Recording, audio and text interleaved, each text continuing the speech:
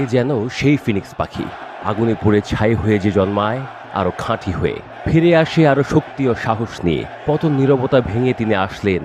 ইরানিরা যেন ফিরে পেল তাদের প্রাণভ্রমরা। পশ্চিমা গণমাধ্যম তার মৃত্যুর গুজবও ছড়িয়েছিল। চলেছে নানা ফুসফাস। মুহূর্তেই সব মিথ্যে করে দিলেন। বীরের মতোই যেন ঘোষণা দিলেন, আমি আছি। বীরেরা খোদা ছাড়া আর কাউকে ডরায় না, এমনকি মৃত্যুকেও নয়। শোক, অশ্রু আর বুক ফাটা আহাজারিতে কেঁপে উঠল ইমাম খোমেনি হোসাইনিয়া। ক্যালেন্ডারে মোহরমে নবম রাত, তাশুয়া। আর সেই পবিত্র রাতেই নাটকীয়ভাবে উপস্থিত হলেন ইরানের ইসলামী বিপ্লবের সর্বোচ্চ নেতা আয়াতুল্লাহ আলী খামেনি। সন্ধ্যা নামতেই হোসাইনিয়ার ভেতরে জমে ওঠে কালো পোশাক আর হাজার হাজার মানুষের ঢল। করুণ সুরে শোনা যাচ্ছিল নওহা, হাই হোসেন, হাই আব্বাস।